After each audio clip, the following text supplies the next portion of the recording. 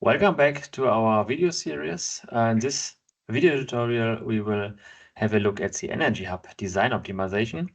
So we saw in the step before that we created this load profile here for the Energy Hub. So that is the energy demand, the heat demand at the Energy Hub. And now we click here on the left-hand side on Energy Hub. And there we will have this overview of all the technologies. We can select and deselect the technologies by clicking on them. So let's make a configuration, maybe with a peak load boiler, maybe solar thermal, the heat storage, maybe an air source heat pump. We could also use geothermal. We could also include a existing district heating network that is close and that could be connected to our district heating network. We can use CHP units with different fuel types, power to heat, electric heater here, and the heat source, heat and cold source. That's an important technology. So if you have something that is not here explicitly modeled, so for example, sewage water that you would like to use, or data center, or maybe waste heat from an industrial site, then you can use this heat and cold source here to model this. And I would like to show this briefly here. If I click on the settings in this table for the heat and cold source, then we see that we can define first the operation modes. So we can say that we would like to use the source for heating only. We would like to only consider low temperature heat. And then we can define here what is the capacity of this heat source. So for example, what is the waste heat of the data center? It can be a constant value over the year, but it can also be a time series that we can upload here from Excel, for example, with an hourly resolution. We can also define the source temperature, can also be a constant value, but can also fluctuate over the time, and then we can upload a profile.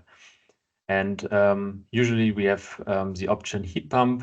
So we would like to install a heat pump that boosts the heat from the waste heat source to the necessary temperature in the district heating network. There we can also define how we want to calculate the COP, for example. So that's a very important technology that you can always use if you do not find your technology here explicitly in the visualization directly. So yeah, let's make a calculation. So we have these light red lines. That's important to understand. They are connected to the heat demand. For district energy systems, normally we only have this single heat demand. That's the heat demand of the district heating network. This high temperature heat demand can be interesting more for single building applications. So in this case, we don't need this. It's not directly connected to the temperature level. So it's rather, it should be understood as a heat demand 1 and heat demand 2 on two different temperature levels. But in district energy systems, you always have this heat demand that is then connected to the different generation units. And we can therefore deactivate this high temperature, these dark red lines. So if I click on the gas boiler settings, we can deactivate high temperature heat. And for solar thermal, the same. So if I click on high temperature heat, then it's deactivated. And then we have here a better overview on the energy flows. And if I click on the air source heat pump here in the settings, then we can also say that the air source heat pump only heats and does not provide any cooling energy. So because we don't have any cooling demand in this case, and then we have this configuration here. You already saw that you can define different parameters in detail. So for example, if I go to the solar thermal application technology, then we can here define the optimization interval. We can say, okay, we have maybe 10,000 square meters to install the solar thermal modules. We can define the orientation. You can also have multiple orientations on different roof areas, for example. you can define the collector temperature as well as the collector type, and maybe just a detail. So in many steps of the software, you can make a first estimation with some predefined values, but you can also go into the details. And for example, in this case here for the solar thermal collectors, you can define your own collectors with your own parameters, and then consider the system in more detail. For this calculation, I will just use the flat plate collector. We can then click on visualize generation profile. So it's like a step in between, and have a look. Okay, what would be the yield? That's the yield of the collectors. And if we are fine with this, we can proceed. We can go down to the economic parameters. So for example, the electricity price or the gas price. We can not only provide a constant value for the year, but we can, for example, also upload a profile. So if we click here on settings of the electricity grid, then we could here also upload a hourly profile, for example, for the electricity price or for the feed-in tariff. And we can also limit the capacity of the electricity grid. So if we say, okay, we have only 1000 kilowatt as a capacity, we could limit here the maximum amount that can be taken from the grid. By the way, this can be also a profile. So if you say we can only import electricity over the week, but not on the weekdays, on the weekends, then you could also, for example, model this here in these settings. All right, so let's proceed here. We can click on technology costs. That would be also an important parameter, or some important parameters. So if we do the design calculation later on, we will find the optimal configuration and the optimal sizing of the technologies. It's a cost optimization, so the investment costs, of course, play an important role. And here we can change these investment costs. You can change the lifetime of the technologies as well as the maintenance costs. And if you have some fixed values or fixed costs, fixed investment costs, then you can also include them here. We have some general settings for the optimization. If I click on this one, then we find here, for example, the optimization objective. So by default, these are the total annualized costs, the net present value. But you can also make a multi-objective optimization where you optimize costs as well as CO2 emissions at the same time. You can optimize CO2 emissions only, and you can also minimize the electricity import from the electricity grid. I will take the costs here. And you have some expert settings as well. Normally you don't need to change these ones here, but in certain specific cases you can change them. If we click now on size technologies, we would obtain a design result from the software. So the software would make a proposal for the optimal sizing of the technologies.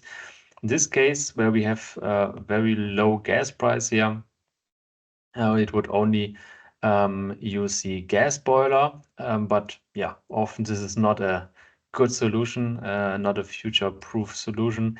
So we can click here on gas boiler and change some settings and add some manual or some additional constraints to the optimization. So here on the right-hand side, we could say operation restrictions. And there are some additional parameters for the gas boiler in this case.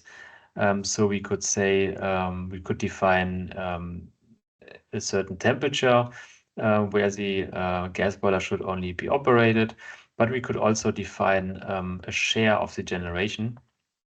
So we could say that the boiler should only cover, for example, 20% of the total heat demand.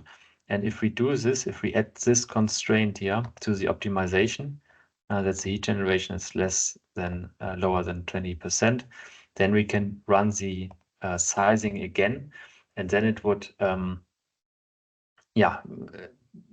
probably take the air source heat pump also. We see it here. So the air source heat pump has now a capacity of around 200 kilowatt thermal, as well as a heat storage. And the gas boiler is much smaller, and it only covers the peak load.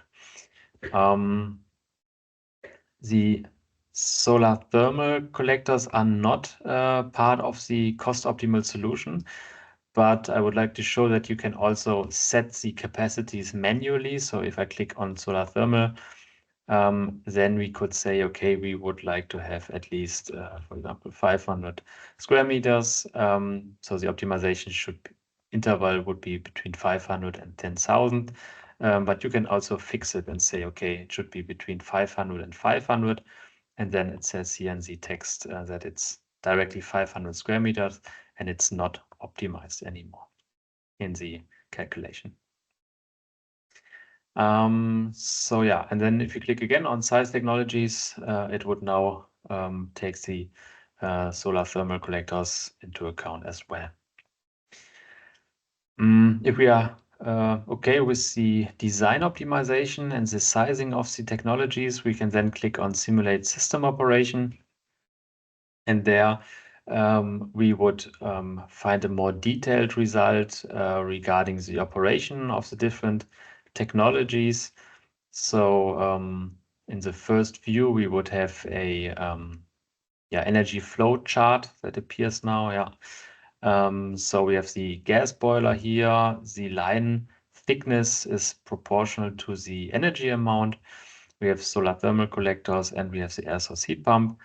And if we now click here, for example, into the summer season, then we see that the gas boiler is not running in summer, and that the air source heat pump is covering a little bit, but the solar thermal collector are actually pretty important then in the summer season. If we go down, we have multiple ways to visualize the operation. So we can, for example, click here on heat balance. There we see monthly values, for example, the gas boiler here in red, the air source heat pump in light red, and the demand is then on the negative Y axis.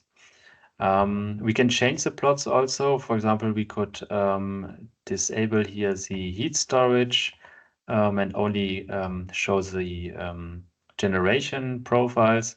We can also show the hourly profiles. For example, here with the gas boiler in red and the air source heat pump in light red. You can also visualize the heat map, for example, for photovoltaic.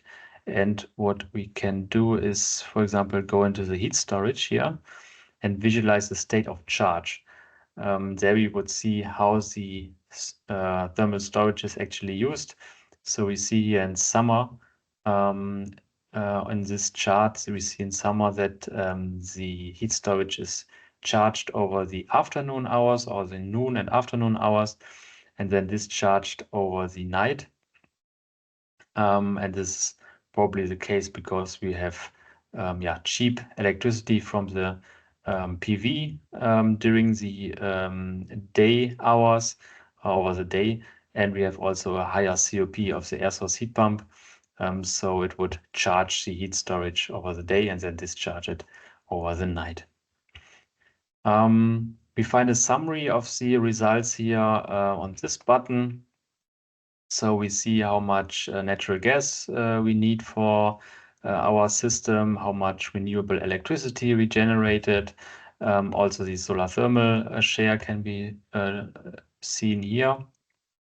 We always have these diagrams below the tables, and we can choose here from two visualizations. That's the electricity feed in from the PV modules. And here for the electricity generation and import, we see the self-sufficiency rate as well as the self-consumption rate. For For the heat generation, we have another table here for the gas boiler and solar thermal collectors. We see the shares, 20%. That was the share that we prescribed for the optimization. And the air source heat pump is then covering 65% of the heat demand.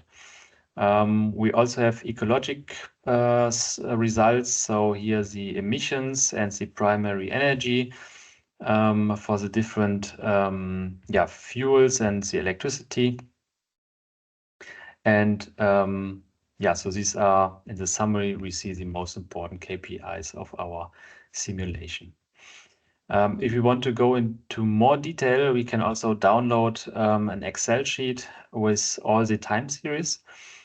So if you would like to check the operation hour by hour and analyze the operation in more detail, you can download this Excel sheet.